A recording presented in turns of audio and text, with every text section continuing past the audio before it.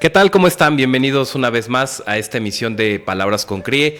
Y pues bueno, en esta ocasión tenemos otro invitadazo. Estamos de veras que cada vez nuestros invitados nos llenan de mucha satisfacción cada vez que nos visitan. Y pues ahora está con nosotros nuestro querido Joda. ¿Cómo estás? Muy bien, aquí andamos dándole, bueno, ¿no? Con bueno. todo, como debe de. Exactamente, pues nos da mucho gusto saludarte. Y bueno, déjenme contarles, muy probablemente ustedes ya lo han visto, lo conocen, han visto por ahí sus publicaciones.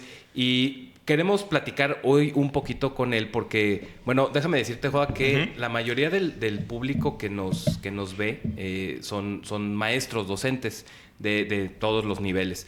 Entonces, nos gusta mucho que los maestros interactúen, que también nos escriben por ahí contando. Y casi siempre a todos nuestros invitados les preguntamos un poquito sobre su historial académico. Sí. Por ejemplo, tú que te dedicas a la historia, ¿en la escuela te gustaba la historia? Bueno, mira, la historia siempre me ha gustado, ¿no? Ajá. Y te lo puedo decir genuinamente porque yo tuve mi primer acercamiento con ella a partir de mi mamá Mina, que fue mi abuela materna, ¿no? Que en paz descanse. Ajá. Y yo con ella, pues, ya sabes, era la típica de andar por todas partes. Entonces mi abuela me llevaba de aquí para allá y me contaba cosas, pero lo hacía siempre dándote nada más referencias espaciotemporales, ¿no? Nunca te decía las fechas exactas. Por ejemplo, te decía, no, hijo, ya había nacido tu mamá, o ya había nacido tu tío tal. Y por aquí hubo una explosión en los guaracheros. O sea, te decía las cosas de un modo muy, muy natural, muy de ella. Y eso, pues, a mí me provocaba como que la espinita, ¿verdad? Me dejaba la curiosidad a flor de piel. Y ya cuando fui creciendo, pues, ya vas empezando a investigar. Bueno, decía mi abuela, anca los guaracheros. ¿Qué son los guaracheros? Vamos a ver, vamos a saber, ¿verdad? Conocer. Y de pronto, cuando me decía, pues, ya estaba tu mamá. Mi mamá, ya la voy a balconear, no te creas, mamá. Nació en el 62, ¿no? En 1962. Entonces, pues, bueno, entre el 62 a este tiempo, pues, vamos buscando fechas y acortando, y entre que escudriñas en papeles, entre que le escuchas a la gente, pues sale el año del 75, ¿no? Que es cuando la explosión ahí en lo que es toda la zona de la explanada Ponciano Arriaga. Y es bien interesante, a mí me gusta desde entonces la historia. Luego hubo dos proyectos televisivos, no sé si los llegaste a ver, no. que fue El vuelo del águila y La antorcha encendida, que eran dos telenovelas de Televisa, precisamente, sí. por ahí del 92 y 94, si mal no recuerdo, y estas pues me gustaron mucho. El ver las caracterizaciones de los actores, la producción bien hecha, los uniformes de gala de los militares, la ropa de la gente del común, todo eso me agradó mucho. Y pues obviamente dentro de los distintos estilos de aprendizaje que existen, pues el mío es muy audiovisual. Y yo dije, bueno, pues esto es lo mío, esto es lo que me gusta.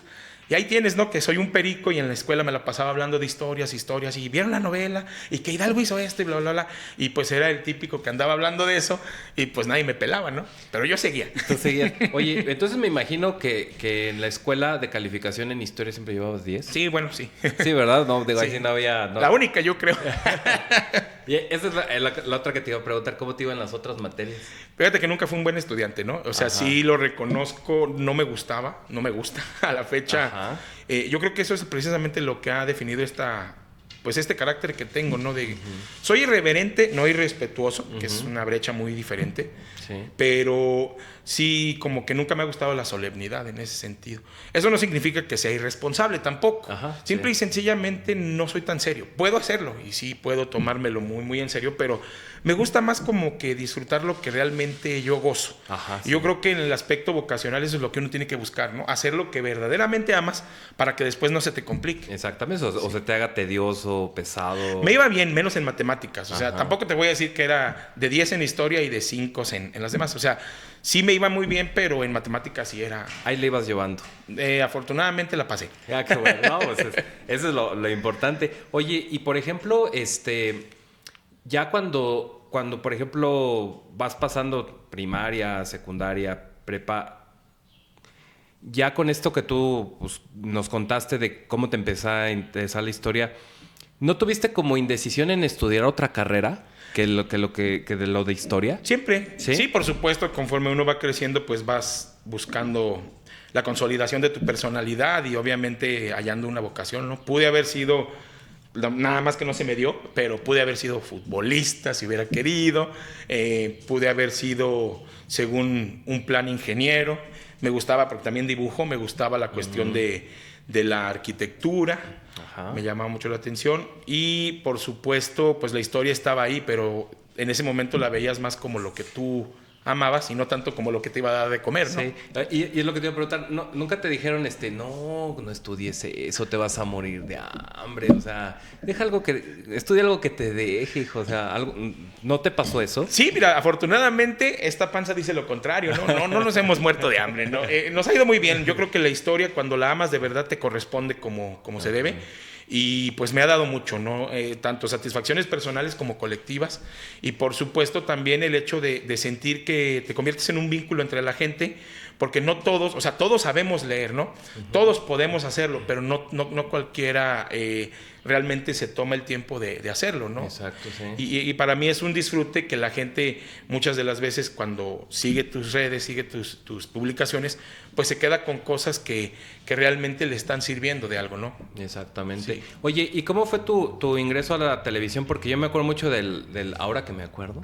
Y ahora que me acuerdo, ahora que exactamente. Me acuerdo. ¿Cómo fue tu ingreso? ¿Cómo entras a este proyecto? Bueno, yo conocí a Eduardo López Cruz de manera también televidente, conductor, ¿no? Yo veía su programa cuando tuvo sus primeras temporadas, que duró más de 10 años, y me gustaba mucho.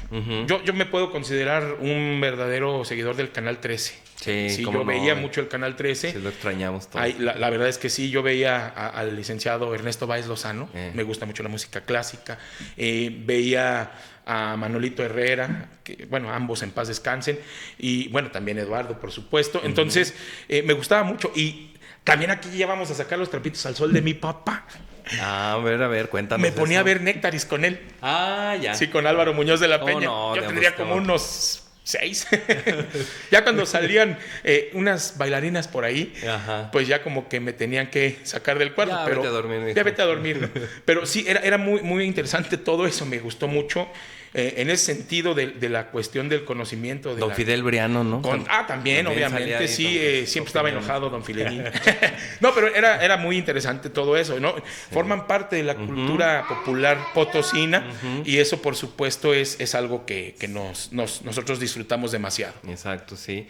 Y entonces, te invita, tú vas con él, porque sí, yo me acuerdo que cuando tú entras al programa, como que se le da un refresh también. Se le da un refresh porque ya esta interacción que había entre ustedes. Fíjate que estuvo bien interesante. Yo lo conozco, como te decía. Después tiene una conferencia sobre la gastronomía popular potosina, ahí en el Palacio Municipal. Yo voy y me dirijo, pues porque quiero conocerlo ya en persona. Le pido que si podemos trabajar algún proyecto, le enseño que yo soy dibujante y le digo, me gustaría participar contigo en un libro. Y queda de hablarme, ¿no? La típica. Yo te hablo. Yo te marco. Entonces yo dije, bueno, pues igual ya lo echamos en saco roto, a lo mejor ni me va a llamar. No, fíjate que sí, 15 días después me cita, nos vemos en el centro, tenemos una buena charla, creo que le gusta el modo en cómo me desenvuelvo, cómo platicamos, y pues me invita a hacer proyectos en conjunto. Escribíamos juntos, también me dedico a escribir. Entonces, escribíamos juntos, proyectábamos cosas juntos, por supuesto, eran ideas suyas, eran sus bebecitos, por así decirlo. Sí. Pero pues en mi caso, pues era también a lo mejor dar algún aporte, ¿no? Y un día, ya platicando con el ingeniero Jesús Morales Reyes, La Bola, nos invita a hacer un piloto. Pero nos invita a hacer el piloto porque casi le come el mandado Canal 7. Hicimos un piloto para Canal 7 y dice La Bola que qué hacíamos allá, que nos viniéramos para acá. Y al decir nos viniéramos es porque Eduardo ya me contemplaba. Entonces yo entro con él no como conductor, sino como un clip, ¿cómo le llamaríamos? Un pedacito, un bloque. Una sección. Una sección, exactamente. Sí. Donde tenía que contar una leyenda potosina o donde tenía que dibujar al invitado. Sí. Y después él falta al programa un día. Y me dice nuestro productor, Jacobo Bernardino, que si yo me aventaba el show. Y pues yo dije, ahí en la torre. O sea, yo realmente salía, hacía mi parte, pero yo no había conducido nunca un programa. Entonces, pues me voy me aviento al ruedo Y pues por supuesto nervioso y toda la cosa, pero salió bien, sí salió. Aparte de que fue un tema que, bueno, yo dominaba muy bien, domino bien, claro. modestia aparte, que es pues la historia de mi barrio, sí, ¿no? Barrio pues, de Tequis. Tú eres del barrio de Tequis. Efectivamente, un hijo de mi Díaz Infante. Entonces tú le echas porras a Tequis. Siempre. Siempre. Sí, es el corazón del universo. Excelente. Oye, y bueno, y entonces, porque... ¿Cuánto tiempo duró? Porque yo me acuerdo que sí duró buen tiempo, ¿no? Ya después, en esta segunda temporada, nos mató... Bueno, la cuestión del cierre del canal, por supuesto. Sí. Y el COVID, ¿no? También esta pandemia nos trajo, pues, muchas cosas positivas también, obvio, ¿no? Pero negativas muchas, ¿no? Y entre ellas, pues, fue el hecho de que se fuera aminorando. El canal venía cayendo, ya había ciertas obsolencias y, pues, quedamos... fuera de. Ya, yo me acuerdo que me despedí de mi última emisión, hacíamos el programa en vivo. Sí. Y cuando me dieron ya mi propio programa, que fue Esa no me la sabía, pues ahí ya despido y les digo, nos vemos el siguiente lunes. ¿Y cuál? Ya no había. El viernes nos dijeron que ya no. Hasta ahí. Sí. Ya. Sí. Pero yo me acuerdo que luego todavía en algún tiempo como que estuvieron repitiendo, ¿no? Algunos programas. Pues fíjate que no creo. O sea... Nosotros estuvimos hasta el final. Hasta el final. Eduardo y yo estuvimos hasta el final, él con sus 2 emisiones, ahora que me acuerdo, y Lengua Larga. Yo estuve con Esa no me la sabía. Programas diferidos los de algunos compañeros, como el de Manuel Herrera, como el de Daniel de la Llera. Sí. Y Ana Neumann decidió renunciar. Ella sí, por ejemplo, no pudo. Pues sí, obviamente nadie trabaja solamente de alimentarse con aire, ¿no? Claro. Sí. Nadie que no sea Joda Mejía, porque a mí no me pagaron nunca, pero realmente yo lo hacía con gusto, ¿no? Sí. Y pues no hubo realmente un problema en eso. Yo no me pude quedar con mis compañeros en la huelga porque pues también tenemos otras cosas que hacer. Ya venía mi chamaco en camino y pues obviamente no te puedes frenar, ¿no? Sí, exactamente. Sí. Oye, bueno, pero termina, digamos, esta etapa, ¿no? Terminas ahí. Hace rato que platicábamos, me dices, bueno, pues que ya viene en camino tu niño, te empiezas a dedicar a esto. Sin embargo, me imagino, porque tu mente siempre está activa, siempre estás como que viendo a ver qué sigue. ¿Qué estabas ideando en esa etapa de lo que venía? Porque, pues bueno, se cierra este ciclo y dices, bueno, ahora voy a hacer esto. ¿Qué proyectaste en eso? Por supuesto existe el proyecto, ya ahorita que está el niño más grande, yo creo que ya nos va a dar un poquito más de chance de hacer un podcast, ¿no? En el sentido, pues igual, de seguir con Esa no me la sabía. Esta idea de Esa no me la sabía surge a partir de que pues, me dice la Bola Morales, ya va tu programa el lunes, pero me lo dice el viernes. Ay, Dios. Y yo en la torre. Va a ser en vivo, ¿no? Pues no tienes ningún problema con ello, ya más o menos estás salpicado de los temas de los que vas a hablar, pero pues ponerle un nombre, ponerle lo demás. No, tú mándamelo el sábado. En la torre. Pues estás pensando, ideando, buscando algo atractivo. Al principio le quería poner Axis, pero dije, no, Axis. Todos van a decir que es eso. Sí, la gente se iba a quedar Achis. ¿Y eso qué es, no? Sí, Axis, el eje de la historia, así como muy, muy rimbombante. Pero luego dije, no, va a sonar como al eje de la Segunda Guerra Mundial, ¿no? Entonces dije, no, pues me van a considerar nazi o qué sé yo. Sí. Entonces dije, no, ese no va por ahí. El ermitaño. Dije, no, bueno, ninguna de esas cosas me está gustando.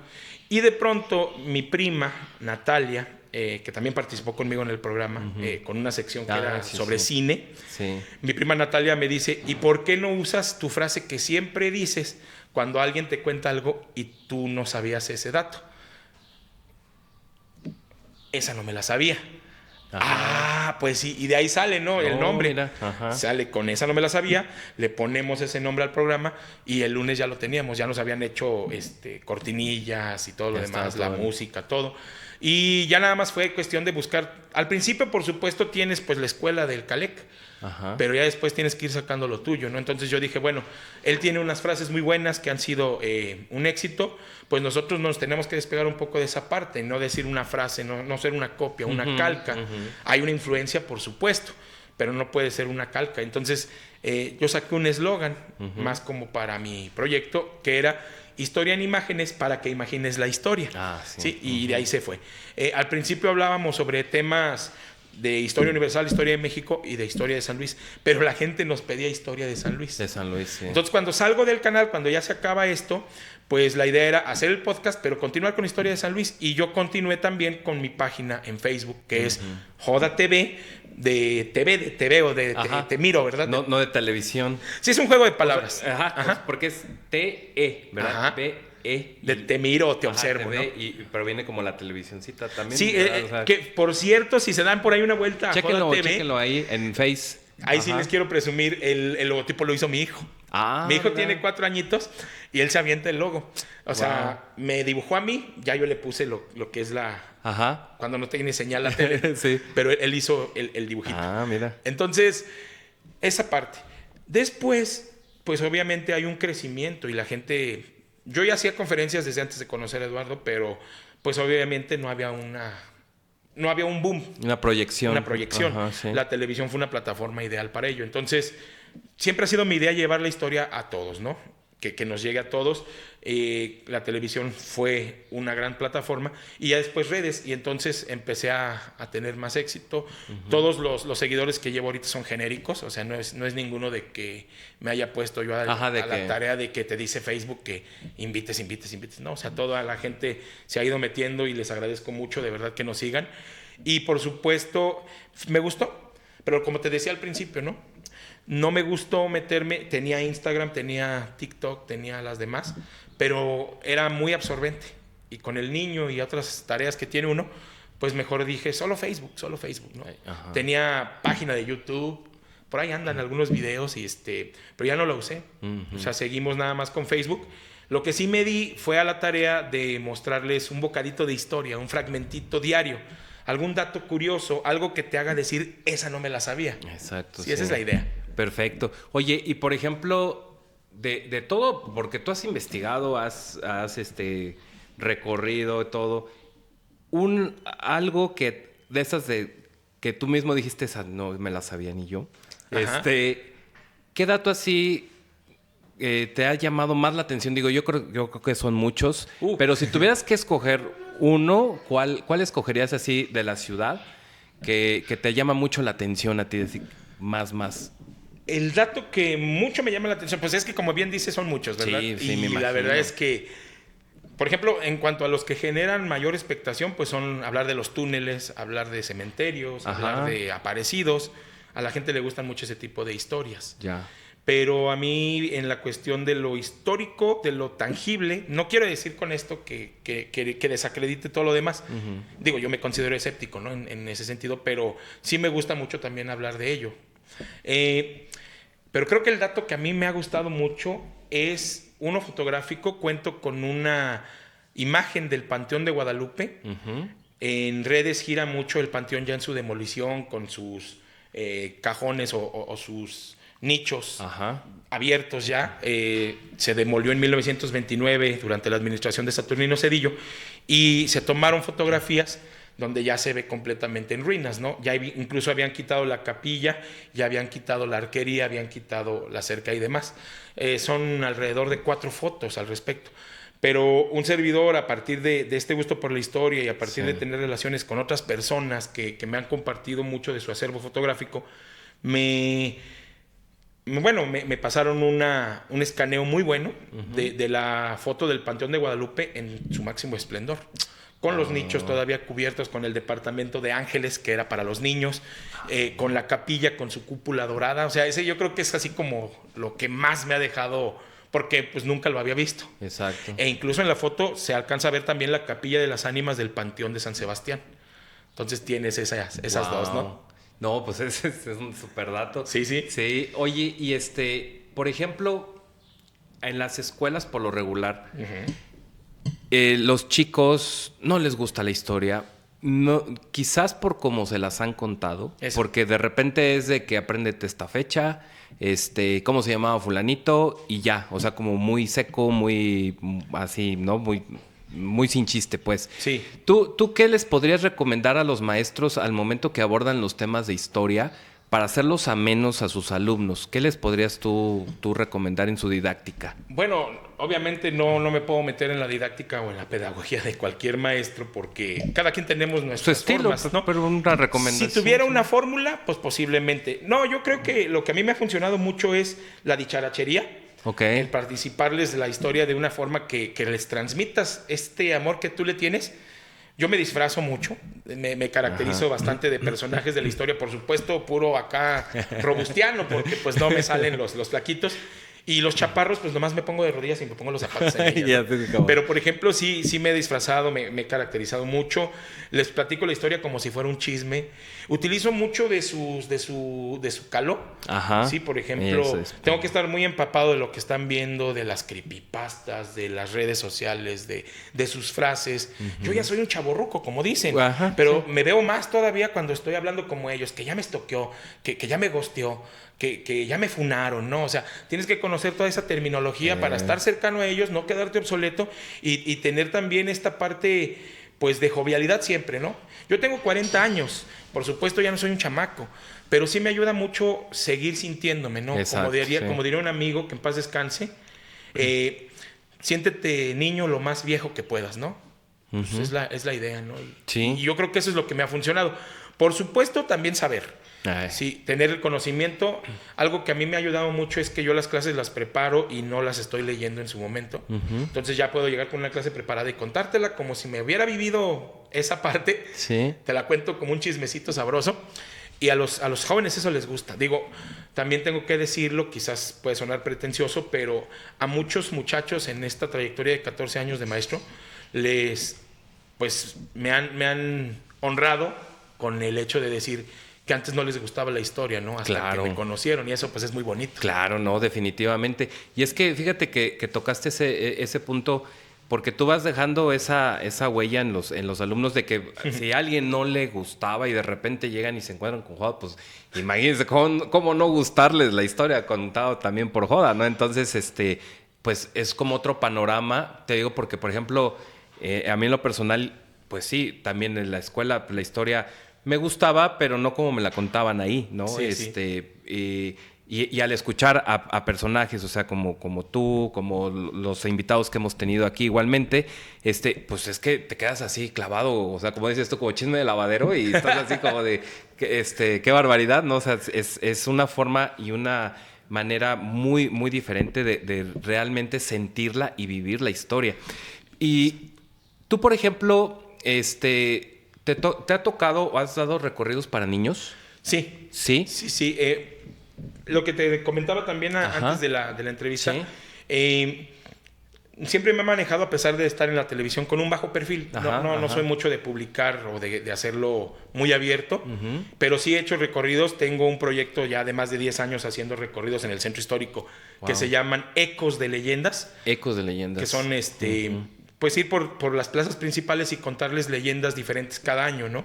En alguna ocasión participó uno de mis sobrinos, Ángel Mejía, como cantante. Entonces, entre cada leyenda, él cantaba. Y ya después, con lo de la pandemia, pues nos tuvimos que echar las leyendas en línea. Virtuales, exactamente.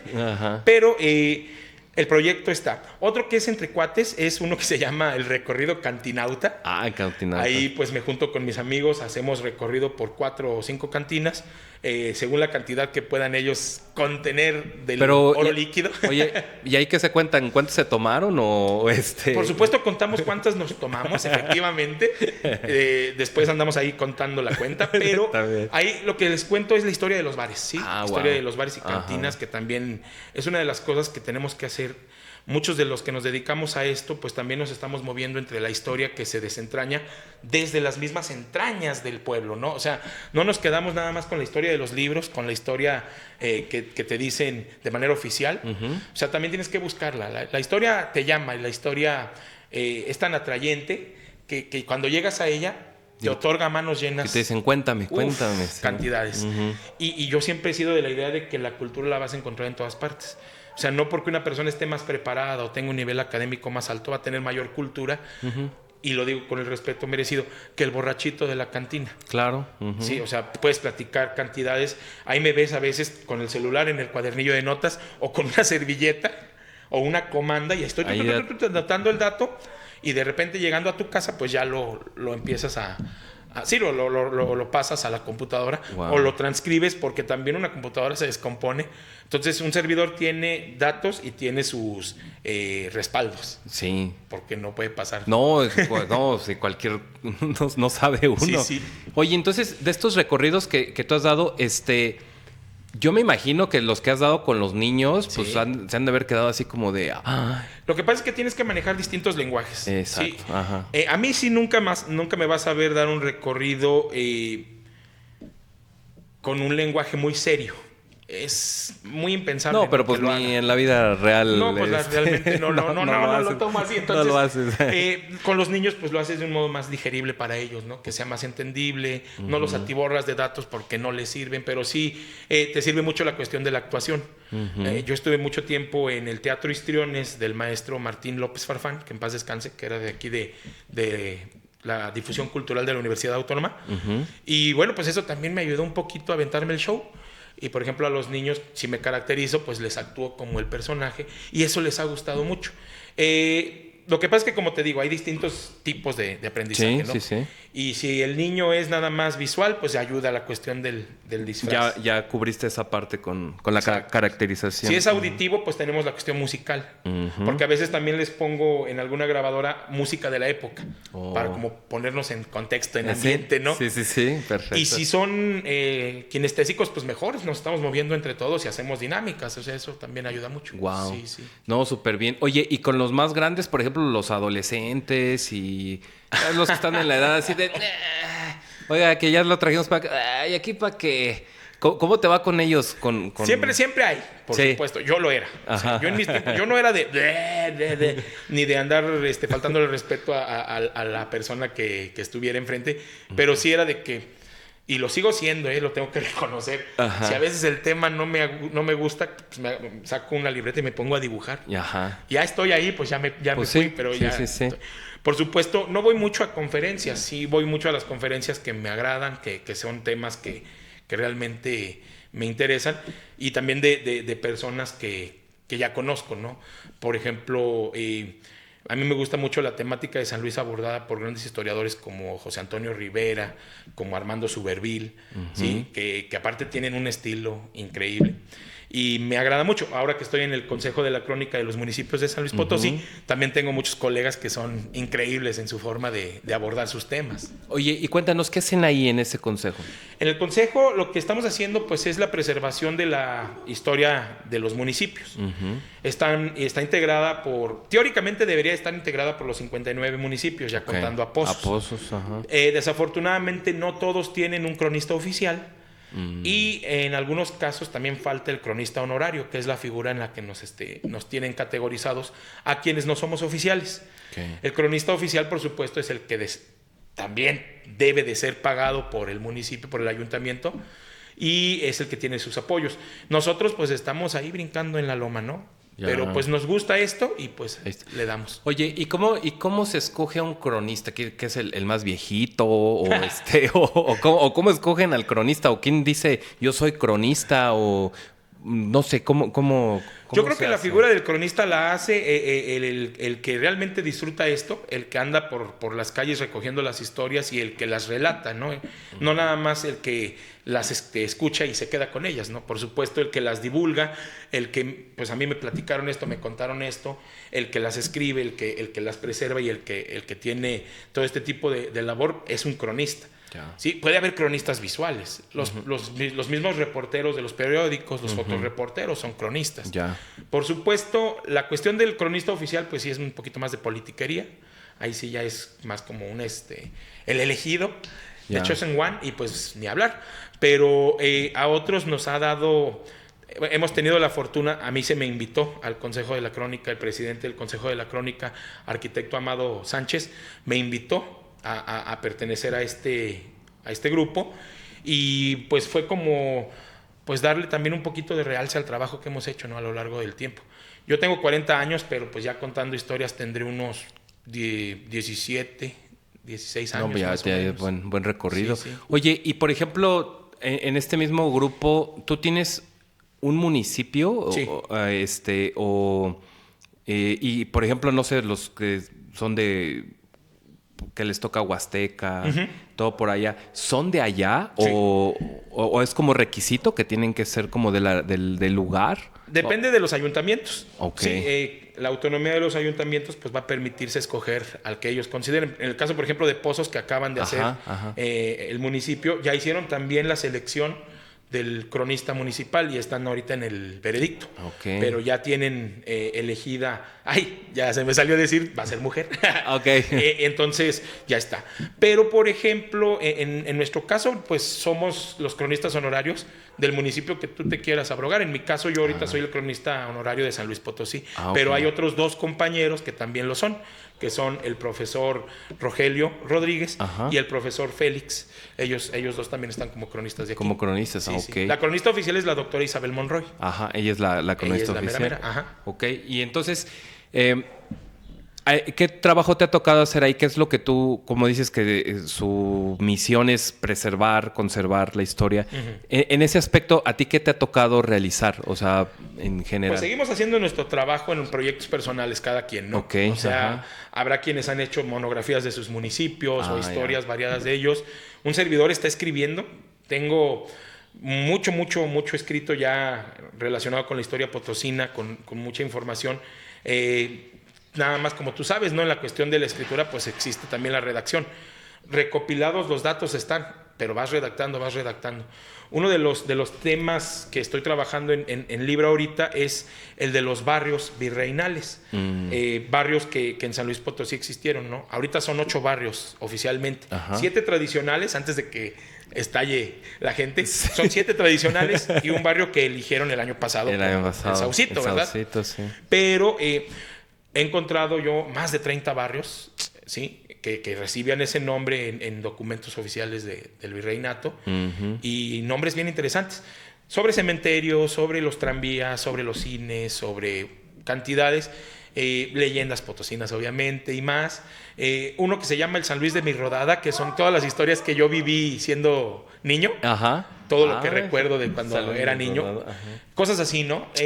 Fácil, ahorita estarían saliendo unos 9, pero pues también no tengo con qué publicar, pero pues sí, buscarle, ¿no? Estamos buscando que se dé. Ok, y entonces, por ejemplo, si tú dijeras, bueno, ya me voy a animar y ya tengo el recurso para publicarlos, ¿cuál sería el primero que publicarías?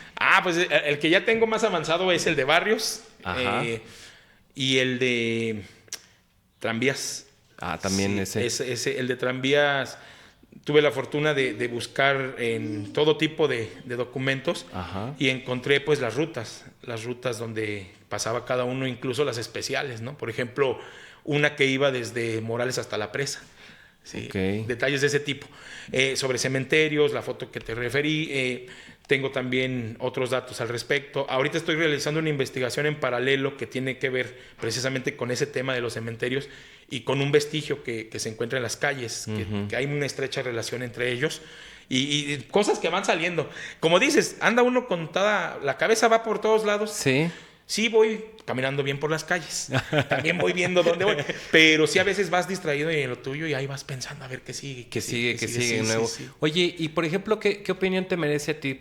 Ahora con la tecnología, que uno ya aquí tienes el acceso a toda la información. Sí. Y incluso ahora con esto de la inteligencia artificial, que ya le pones y te da así como que... Y de repente a veces como que la gente dice, bueno, pues es que si yo quiero conocer un dato, pues ya lo pongo ahí, ya me aparece y ya me sale. Pero para las personas igual que nos ven, ¿qué les puedes decir tú en cuanto a que, bueno, sí, pues te quieres como que informar aquí, pero cuando tú lo vives desde los cronistas, desde los narradores, ¿cómo se va a magnificar su experiencia? Tú lo has dicho, es una experiencia. Si tú reduces tus experiencias al manejo total de las tecnologías, pues estás cayendo también en las redes de las mismas. Ajá. Tiene que ser una herramienta, no tiene que ser un apéndice tuya, o sea, no forma parte de tu cuerpo, no es una extensión más de él. Ajá. Mucha gente ya lo toma así, o sea, mucha gente amanece y lo primero que hace es ver el celular y Ajá. buscar que le solucione la vida cuando no va por ahí. Otro detalle que no me gusta mucho, estoy completamente de acuerdo de que los tiempos cambian y que tenemos que modernizarnos, no nos podemos quedar obsoletos, pero algo que no me gusta, no me agrada para nada de las inteligencias artificiales es la animación de fotografías antiguas. No me gusta. Sí. Y mucha gente se emociona porque ve cómo se mueve la gente, Ajá. pero a veces ves aberraciones totales en estas imágenes, por ejemplo, personas que van hasta como flotando o que sus movimientos son muy falsos o pasa algún elemento que no existía en ese tiempo. Ajá, exactamente. O sea, en ese edificio no, es como que no es de la época. No, se lo inventa la inteligencia con los algoritmos que ha ido adquiriendo a lo largo de los años y va haciendo, vamos a suponer, una plaza, un jardín, y de repente salen cosas que pues no. Exacto. Y eso desafortunadamente es un arma de dos filos, porque a la gente que no le gusta la historia como tal, pero sí le gustan las imágenes, pues va a creer que así era, porque no tienen tampoco el interés de investigar, de indagar más allá, y van a decir, es que había un castillo al lado de la catedral, por favor. Sí, no, y definitivamente sí, tienes razón, porque obviamente que profesionales como tú, pues se dan cuenta, pero pues uno que lo agarra y que ves y dice, ay, sí, no tienes a veces idea si en realidad, como dices, o sea, esto sí es de la época, esto no, y tú sí lo puedes reconocer, pero obviamente que cuando a ti te interesa, quieres saber y conocer un poquito más, pues entonces cuando ya acudes, ¿verdad? Y te cuentan. Es que fíjate que, por detalles. ejemplo, en ese sentido sí soy un poco más tradicionalista. Ajá. No me gustan las imágenes coloreadas de manera digital. O sea, yo creo que la experiencia, como bien la mencionas, tiene que ser del objeto como tal, ¿no? La fotografía en blanco y negro, en sepia, con todos sus detalles, si está rota, si tiene algunas enmendaduras, todo eso, yo creo que es lo que se disfruta.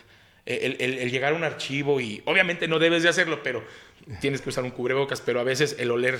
El olor de la... Ajá, sí, a lo antiguo. De lo antiguo, o incluso la humedad del papel, que eso es lo más peligroso. Pero detalles de ese tipo, el tocar los papeles, el ir pasando cada legajo, cada documento, el platicar con la gente, estar ahí, el ir por la calle y observar cosas, ¿no? Porque siempre en San Luis hay muchos detallitos que a veces uno pasa por alto. Se nos van, sí.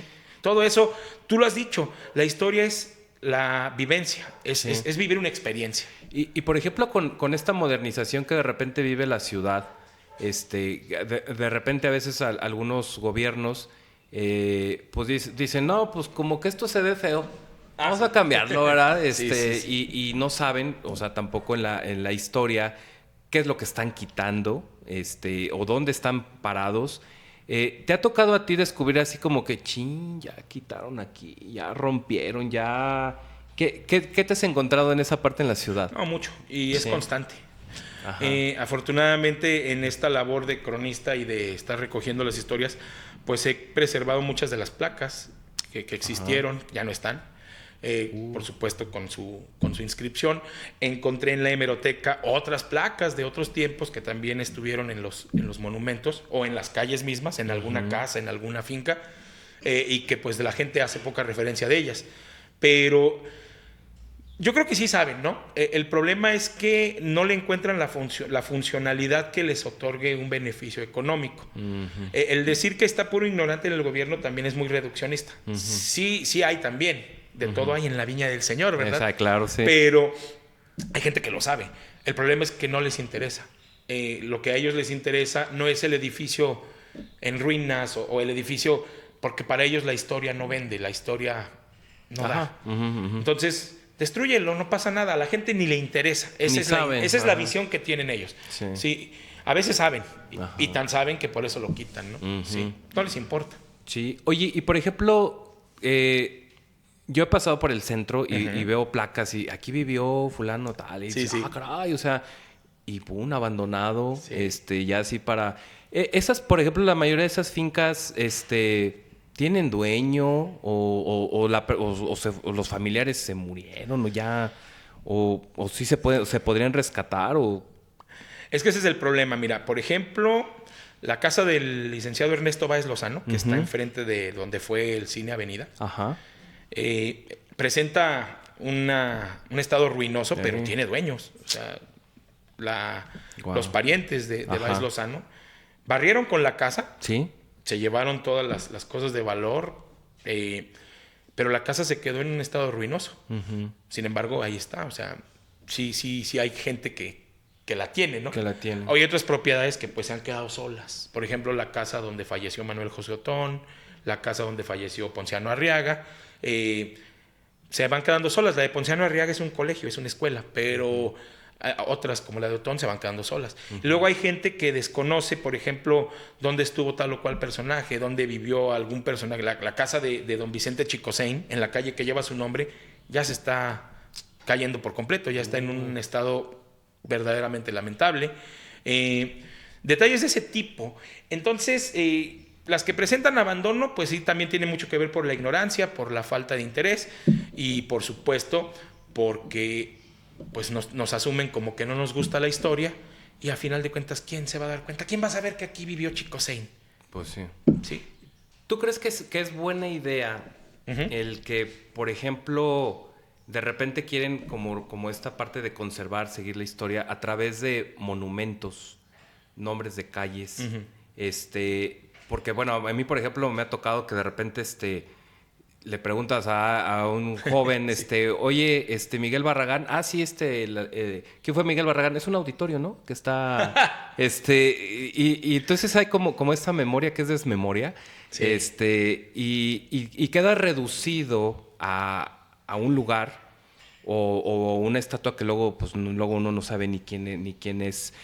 ¿Crees que esa sea buena estrategia o sería como buscar una nueva para que realmente pudiera como seguir vivo ese legado que hay de los personajes?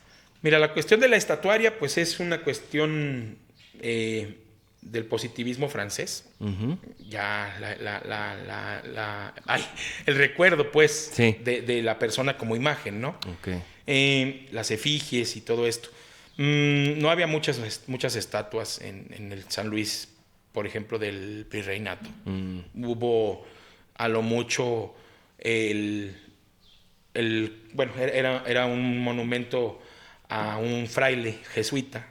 Ajá. Al interior del colegio jesuita, un San Luis Rey de Francia arriba de la Alhóndiga, del edificio de la Alhóndiga, nada más. O sea, no había mucho. El primer monumento del San Luis Independiente fue una estela que contenía una placa con dos angelitos que sostenían la jura de la Constitución de Cádiz de 1813. Ya después se hizo una columna ahí en Plaza de Armas, que era la columna de la Independencia, pero la gente le decía el obelisco. El obelisco. Sí, o sea, y detalles así, a partir de ahí empezaron a salir. Yo creo que la estatuaria ya está rebasada. Sí, la verdad es que sí, y hay que verlo, no es un caso exclusivo de San Luis. Los monumentos se convierten en bultos y tristemente la gente no sabe quiénes son. Sí. O sea, tú ves el que está en la Juan Sarabia, en la cuchilla con eje vial, y toda la gente ve que ahí hay un cuadrote, así lo refieren, sí. Y un mono, el monote. El monote. En la parada del monote. Porque ahí ya ves que se paran muchos camiones. Sí, ahí en la parada del monote. Y les preguntas quién es, y en serio, me ha tocado de verdad. Tiene patillas. Pues es Allende, ¿no? Ese es Guerrero. Es Iturbide. Pues es de la época. La época, ¿verdad? Las patillas de la época. Moda. Y no, en serio, esta sí es una chulada. El monote ese de ahí de la parada, es el Wolverine, ¿no? Válgame, fíjate. ya te le hicieron su estatua. Sí, ya también. Falta que le saque las garras en cualquier momento. Los trae guardados. Por eso está así. Sí. Yo creo que de algún rato. Válgame el cielo. Sí, o sea, entonces la estatuaria sí está rebasada. Yo creo que el proyecto que se podría utilizar es el de llevar la historia, pero de un modo distinto. Que sea atractivo para los jóvenes. Eso sí, no quitárselas. También la historia es una herramienta en todos los sentidos de los gobiernos para controlar o incluso para gestionar qué y qué no debes saber. ¿Sí? Y hay un problema que si tú le escondes el pasado a su gente, quien no conoce sus orígenes ignora su destino. ¿Sí? Entonces, si no sabes de dónde vienes, hacia dónde vas a ir.